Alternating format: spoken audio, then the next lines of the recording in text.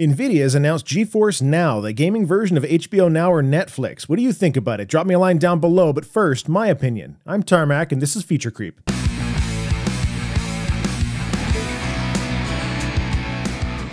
For those following nVidia over the last couple of years, it's been an interesting ride with a pretty obvious endpoint. It started with the nVidia Shield handheld, streaming games from a desktop on your home network, continued into the Shield tablet and TV streaming box, both based on the Android platform. With the new console generation, Microsoft and Sony elected to go with AMD graphics instead of nVidia. The AMD ATI graphics cards have been lagging behind nVidia, so it was a really curious notion that we wouldn't be seeing nVidia chips in the new consoles. And I think that the reason is actually readily apparent if you take into account what nVidia has been doing over the last few years. They obviously have a very heavy focus on PC, with the best of the best for performance and also value in video cards. But in addition to that PC focus, they're also attempting to court the video game streaming crowd, a market that really up to this point still doesn't exist yet. If video game streaming takes off in a big way, AMD sure won't be on the front line. It seems pretty clear to me that while nVidia probably had a bid in on the new consoles, it wasn't their top priority, and that's a rather strong indication that their focus is what happens after the consoles. This is a future I don't particularly want, but one that I recognize is definitely the future. Manufacturer-specific consoles won't be the heavy market force for too much longer, and I'll tell you why. This generation of consoles has burned a lot of people. The performance was behind mid-range PCs as soon as the consoles were released, and in a market where performance and graphics are key, limiting titles because of archaic hardware is a bad move. But not everybody has the money or desire to keep up with PC upgrades to actually run their own games. So at some point in the not-too-distant future, the biggest change to gaming will be a Netflix-style system where it doesn't matter how powerful your hardware is, all you need to be able to do is stream HD video. The tricky piece of this puzzle is input latency. It takes time for the signal to go from your controller to the server and back, and even a bit of latency is very obvious to the player because of their role in controlling the game, where latency in a movie or TV show is irrelevant. And as I discussed in a previous episode, one of the biggest hang-ups on latency is the last mile, meaning the connection between your house and the major ISP interchange or backbone connection. However, as time goes on, more and more places are getting wired for fiber, which is slowly turning last mile latency into a thing of the past.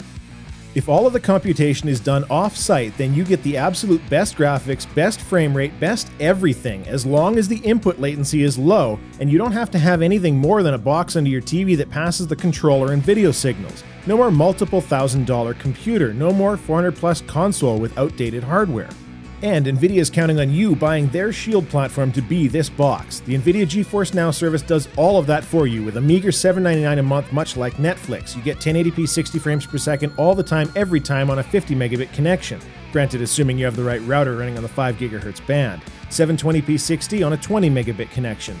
You get over 50 games that you can play as part of your subscription, but some new release ones need to be purchased on the platform at full price nonetheless, despite the fact that it's a rental otherwise.